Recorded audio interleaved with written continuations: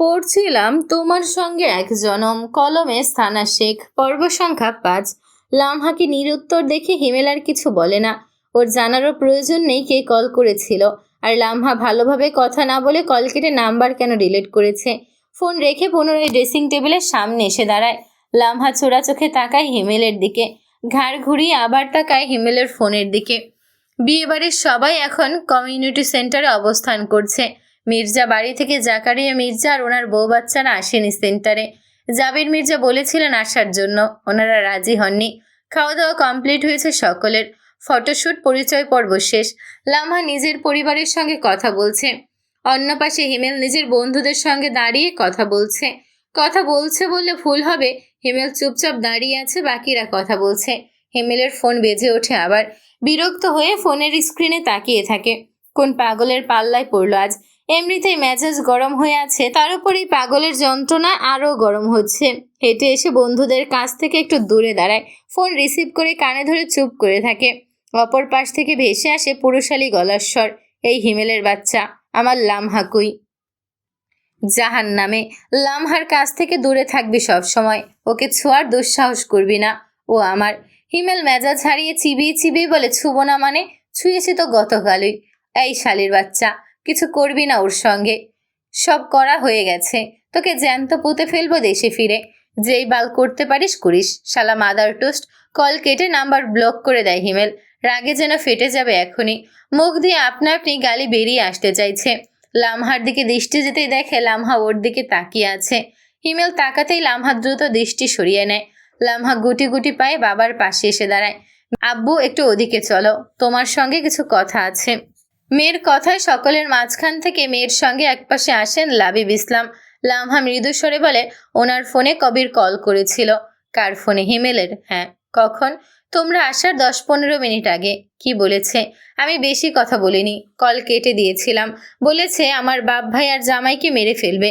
ভয় পাস না, কিচ্ছু করতে পারবে না ওই মাতাল জুয়াখোর। যেটা নিয়ে বেশি ভয়ে ছিলাম সেটা তো হয়ে গেছে, এখন যা করতে পারে করে নিক, তুই একটুও ভয় পাবি না। যদি তোমাদের কোনো ক্ষতি করে, পারবে না, তুই ভয় পাবি না। মাথা নাড়ায় লামহা। জাবির মির্জা লামহার নাম ধরে ডাকতেই লামহা বাবাকে নিয়ে ওনার দিকে এগিয়ে আসে। জাবির মির্জা লামহাকে নিজের পাশে দাঁড় করিয়ে বন্ধুর দিকে তাকিয়ে বলেন, এই হচ্ছে আমার ছেলের বউ, আমার ছোট আম্মা লামহামা। উনি তোমার আঙ্কেল হন। আসসালামু আলাইকুম আঙ্কেল। ওয়ালাইকুম সালাম। কেমন আছো? জি আলহামদুলিল্লাহ ভালো। আপনি কেমন আছেন? আলহামদুলিল্লাহ। জাবির মির্জার দিকে তাকিয়ে বলেন, তোর ছেলের বউ তো ভারী মিষ্টি, পরীর মতো দেখতে। খুঁজে খুঁজে ছেলের জন্য একটা বউ এনেছিস ভাই। জাবির মির্জা হাসেন। লামহা লজ্জা পেয়ে মাথা নামিয়ে নেয়।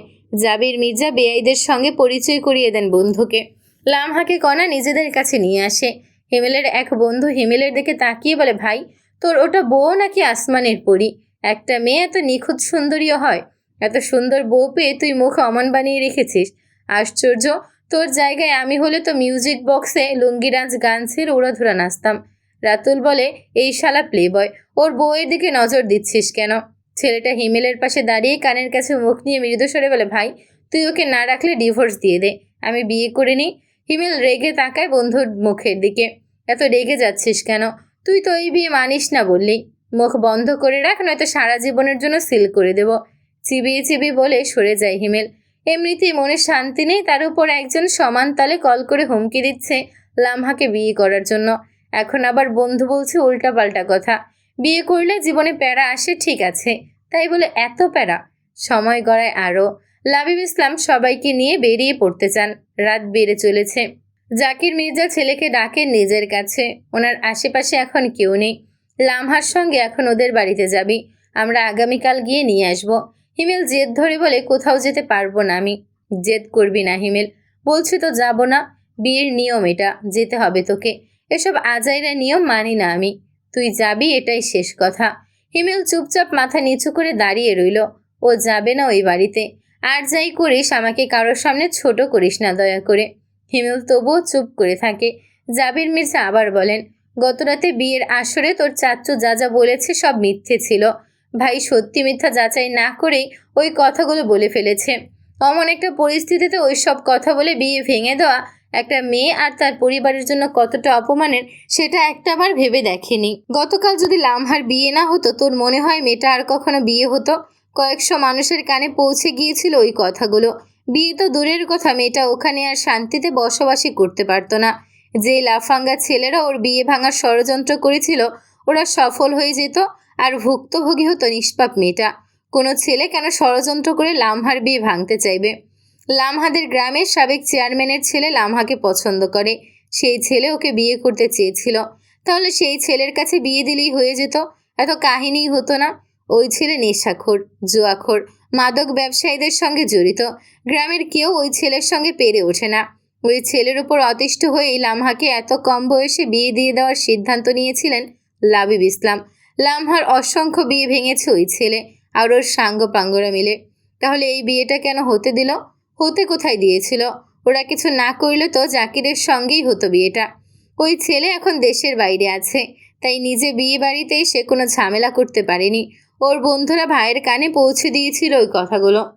তোমাকে এসব কে বলল? খোঁজ খবর নিয়েছি আমি। তুই কোনো ঝামেলা না করে এখন লামহার সঙ্গে ওদের বাড়িতে যাবি। হিমেল চুপ করে থাকে।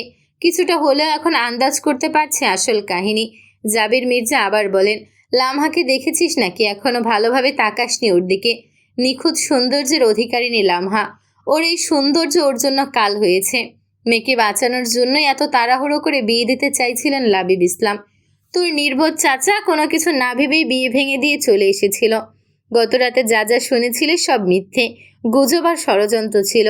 হিমেল বাবার মুখের দিকে তাকিয়ে আছে। জাবির মির্জা আবারও বলেন, আমি জেনে বুঝে কখনো তোর খারাপ করেছি? তোকে খারাপ কিছু দিয়েছি? এবারেও দেইনি। যা লামহাকে নিয়ে শ্বশুর বাড়ি থেকে ঘুরে আয়। তোর কোন কোন বন্ধুকে নিয়ে যাবি নিয়ে যা। হিমেলের ফোন আবার বেজে ওঠে। বাবার কাছ থেকে দূরে সরে গিয়ে রিসিভ করে।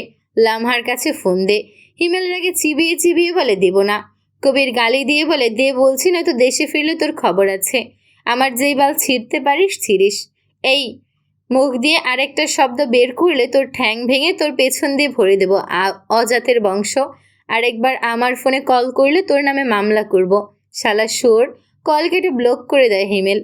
এত সিম কার্ড কোথায় পাচ্ছে? সিম কার্ডের কোম্পানিতে বসে বসে কল করছে বোধহয়। হিমেল, স্টেজের ওখানে আয়। আসছি। বাবার পেছন পেছন স্টেজের দিকে আগায় হিমেল।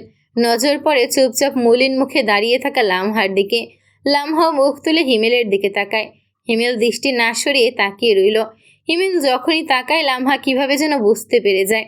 হিমেলকে তাকিয়ে থাকতে দেখে লামহা নিজেই দৃষ্টি সরিয়ে নেয়।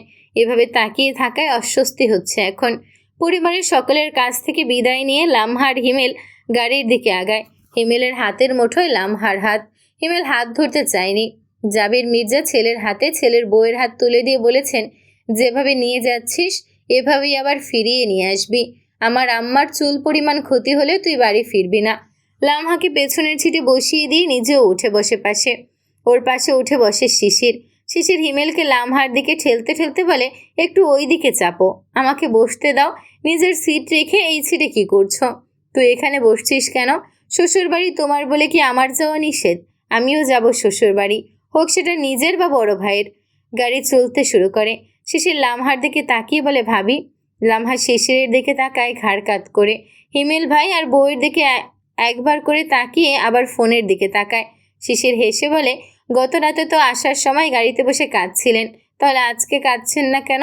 গাড়িতে ওঠার সময় যেই কাঁদা কাঁদলেন, আজকে তো কাঁদলেন না। এটা বৈষম্য হলো না? এখন কাঁদেন একটু। চোখ মোছার জন্য আজকেও আমার কাছে টিস্যু আসছে, প্রয়োজনে রাস্তা থেকে আরও কিনে নেব।